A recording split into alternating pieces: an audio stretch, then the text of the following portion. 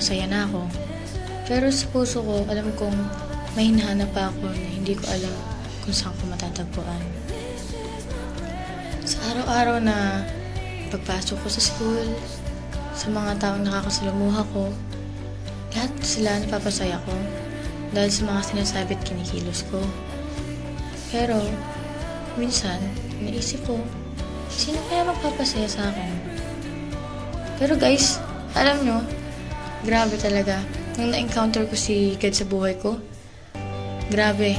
Nalaman ko na siya pala yung makapagpasaya sa akin at siya din pala yung nahanap ko na hindi ko nahahanap sa ibang tao.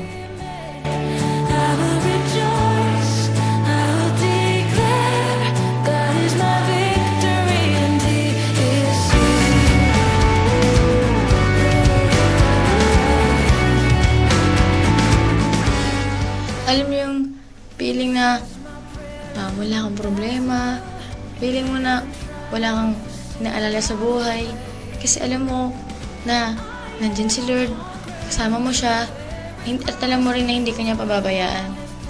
Kaya guys, huwag tayong susuko kahit anumang dumating sa buhay natin na problema. Lagi lang natin tandaan yung sinabi niya sa pangako niya. Sabi sa Hebreo 13:5, hindi kita iiwan, ni pababayaan man. Alam ko guys, totoo tong sinabi ni Lord na to, na hindi niya tayo pababayaan. Kaya guys, patuloy lang tayo. Huwag tayong susuko, huwag tayong panghinaan ng loob. Nandyan lang si Lord para sa atin. Hindi niya tayo pababayaan, ayun sabi sa salita niya. Kaya guys, go lang tayo sa Lord. At huwag din tayong papayag na tayo lang, makaranas sa mga kabutihan niya, makaranas ng pagkapala niya.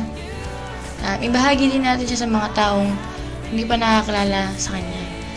Guys, never give up.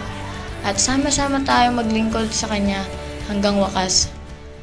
Inaasahan ko kayo at inaasahan kayo ng ating Diyos.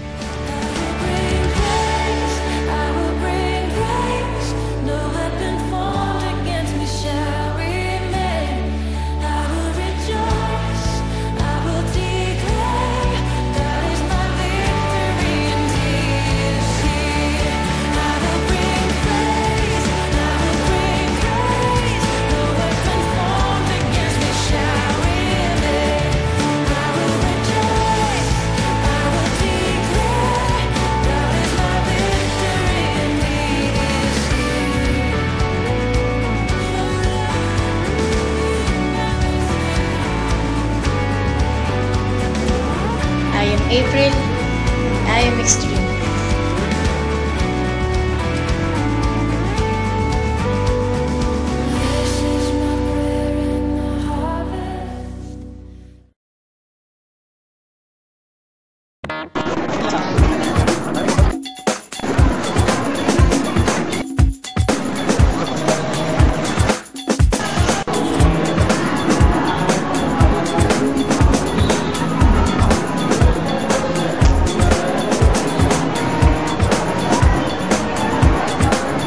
Ay, bawal ba?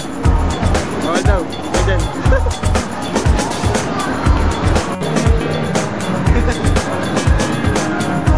Bakit mo?